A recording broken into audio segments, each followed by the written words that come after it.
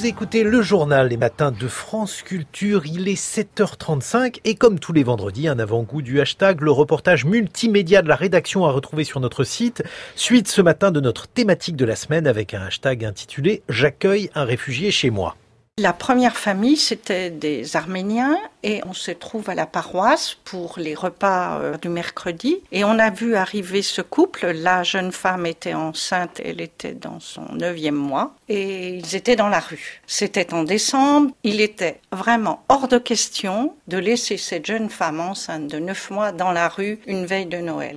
Bonjour Marie-Pierre Véraud. Bonjour Anne-Laure. Alors c'est vous qui réalisez ce hashtag. C'est notamment la ministre du Logement Emmanuelle Cos qui avait incité nos concitoyens à héberger des réfugiés. Et dans le cadre de cette opération, hébergement citoyen, 11 associations ont été retenues et 1361 réfugiés exactement sélectionnés pour être accueillis dans des familles. Mais beaucoup de Français n'ont pas attendu l'État pour agir et pallier ses carences en matière d'accueil. Nous venons d'entendre donc Josette qui reçoit chez elle des demandeurs d'asile et des réfugiés depuis plusieurs années. Oui, Josette et Michel qui habitent Quetigny, près de Dijon, engagés au sein du Secours catholique.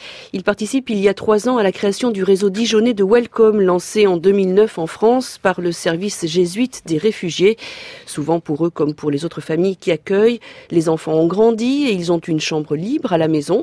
Et nous disent-ils, ces rencontres permettent de rendre plus concret le drame que vivent les réfugiés. Que ce soit par les lectures ou par la télévision, par tout ce qui est médias, on suit l'activité des migrants, des réfugiés. Mais quand on les a à la maison, c'est tout à fait autre chose. Donc on essaie de les comprendre, de comprendre leur trajet, leur vie, et ça c'est très enrichissant. Et comment, alors ça c'est aussi quelque chose qui m'impressionne beaucoup, comment ils sont attachés à leur pays, à leur famille, tout en voulant, parce qu'ils ne peuvent pas faire autrement, tout en voulant venir dans des pays qui ne sont pas forcément accueillants. Parce que souvent, on entend un peu partout autour de nous, mais pourquoi viennent-ils en France ? Il n'y a pas de travail, ils n'auront pas le statut. Mais quand on les entend, eux, s'ils viennent enceintes de 8 mois, qui se séparent de leur famille, c'est qu'ils ne peuvent pas faire autrement. Pour eux, c'est un arrachement, c'est sûr. Ce qu'on apprend aussi, c'est que les problèmes de ces pays dont ils sont originaires, c'est pas simplement une toute petite information qu'on a par France Culture ou ailleurs, mais c'est des réalités dans lesquelles on plonge quand on arrive à entrer en communication plus forte avec eux, comprendre ce qui se passe au Tchad, comprendre ce qui se passe en Arménie, qu'on nous présente comme un pays complètement calme, mais où il y a encore, sur les frontières avec d'autres pays, des vraies guerres, pratiquement. Comprendre cette réalité-là, c'est plus livresque ou auditif par la radio, c'est du direct sur les difficultés de ces personnes. Là, on comprend que souvent, ils ne peuvent pas faire autrement que de quitter leur pays.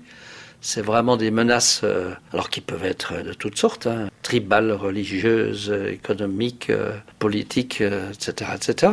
Mais on touche du doigt ce qui est uniquement dans des chartes, dans des conventions internationales. Ça, c'est la réalité vécue par des hommes et des femmes d'aujourd'hui.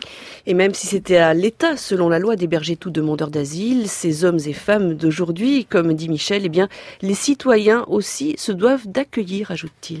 Après tout, est-ce que l'État doit tout faire ? J'en suis pas convaincu, moi. Je pense que par moment aussi, les citoyens, les gens comme nous, peuvent trouver aussi des moyens de passer un cap qui va pas durer. Si ça dure, c'est pas normal. Ça, c'est à l'État de le prendre en charge.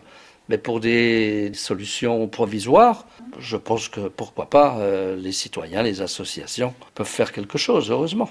Mais dans un cadre bien précis, un réseau est régi par une charte, complète Josette, pour éviter toute désillusion. La charte Welcome est d'ailleurs en lien sur notre site. Alors justement, sur cette page hashtag Marie-Pierre, on peut retrouver d'autres témoignages. Oui, celui d'Hélène Geoffrey, par exemple, qui a rejoint le réseau Singa à Paris et estime que ces jeunes constituent une chance pour la France. Elle a pu constater ce que disent les études. Rien ne vaut le séjour en famille pour faciliter l'intégration et l'obtention d'un emploi. Vous pourrez aussi entendre Denis et Martine qui espèrent faire bouger les lignes et sensibiliser l'État. Claude Amar, elle explique qu'elle a choisi de mettre vraiment en pratique ses opinions politiques, notamment en matière de solidarité et de lutte contre le racisme. Il faut toutefois se garder d'une vision romantique, ajoute Xavier Carton, qui nous a interpellés sur Twitter.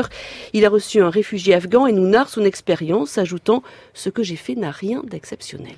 J'accueille un migrant chez moi, C'est donc votre hashtag Marie-Pierre Véraud, réalisé avec Maxime Tellier et qu'on peut retrouver en version longue avec les réactions donc des internautes sur notre site franceculture.fr où vous pouvez continuer d'ailleurs de réagir.